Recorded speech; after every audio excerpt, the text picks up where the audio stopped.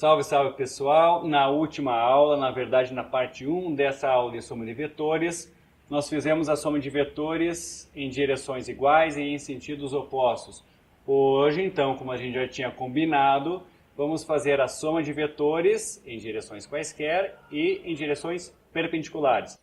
Então aqui nós temos dois vetores, o vetor A, que mede 3, né? Então módulo de A é igual a 3 e o módulo de B é igual a 4. E esses dois vetores são vetores perpendiculares. Então vamos fazer a soma vetorial começando, né, pela regra do polígono. Então primeiramente eu vou colocar o vetor A. Então aqui está o vetor A. Tá? E depois do vetor A vou representar o vetor B. Então, aqui está o vetor B, tá? De módulo 4, né? B tem módulo 4 e o A tem módulo 3. Onde está o resultante? O resultante está aqui no início de A e vai até o vetor B. Vamos traçar, então, este vetor resultante.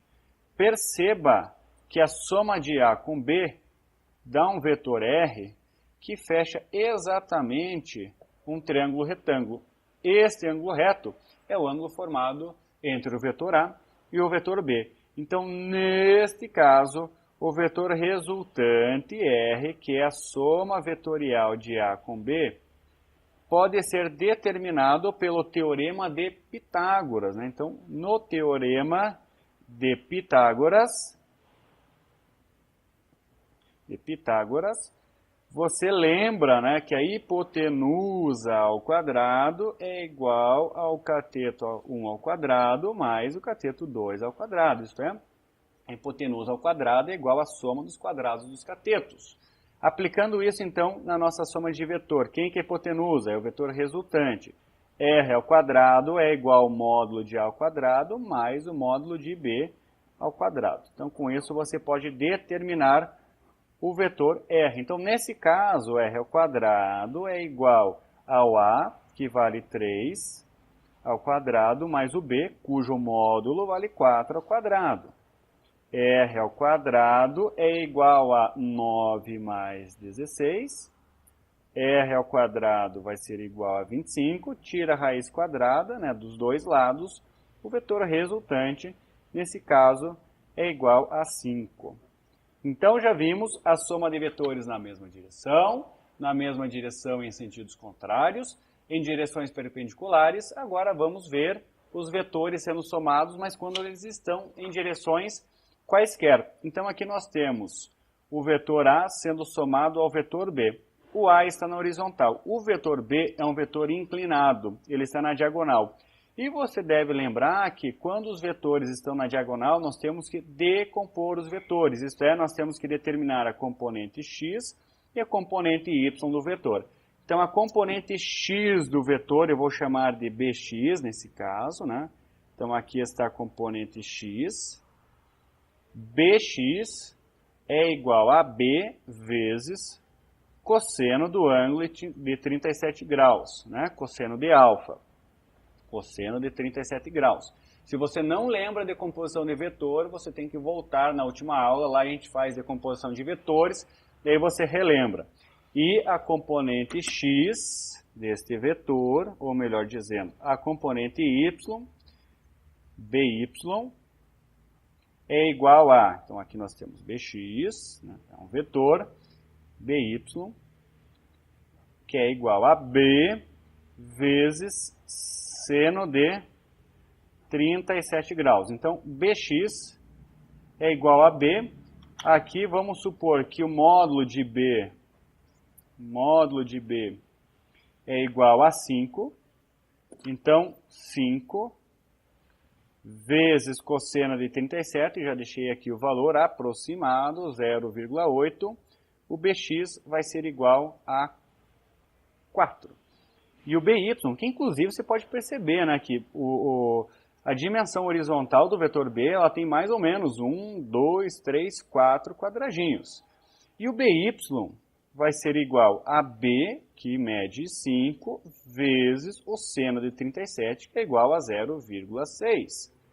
BY é igual a 5 vezes 0,36, e isso vai dar 3. E, de fato, este vetor aqui, nessa componente y do vetor B, ela é aproximadamente mesmo, né, igual a 3. Então, essas são as componentes dos dois vetores B. E agora nós vamos somar os dois vetores. Eu vou somar, então, para determinar o R, eu vou somar o vetor A e o vetor B. Esse vetor R vai ter duas componentes, né? Então, o R vai ser o resultado de uma componente Rx mais uma componente Ry. E como que eu determino o Rx? O Rx vai ser igual ao Ax, isto é o próprio vetor A, porque ele já está na direção x, ele mede 5, mais a componente x do vetor B, que mede 4.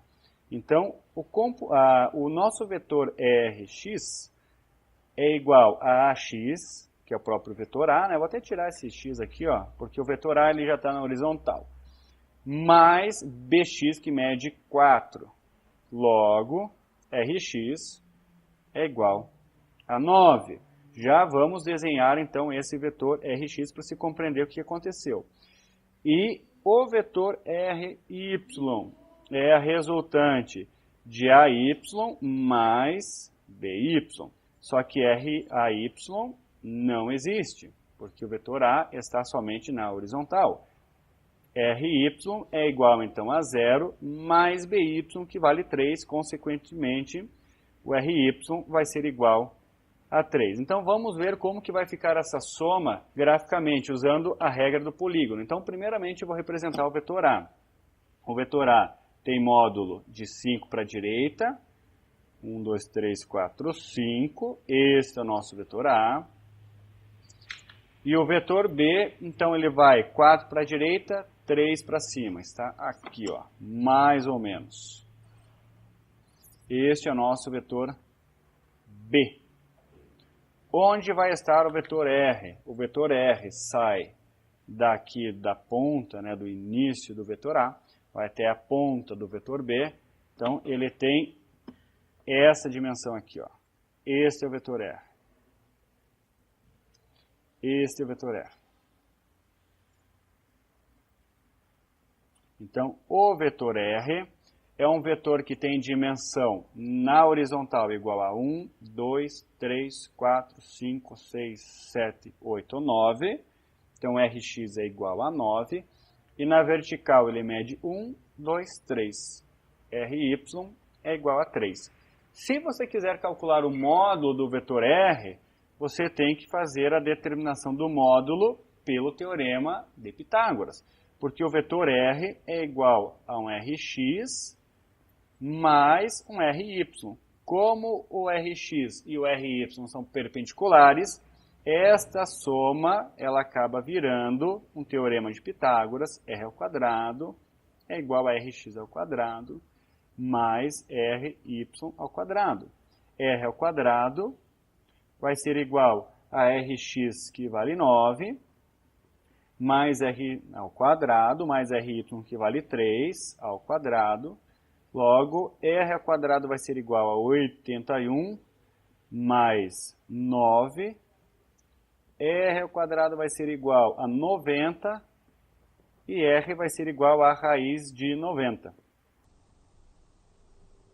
que é igual a 9,5, aproximadamente, né? Igual a 9,5. Então, o módulo de R é 9,5.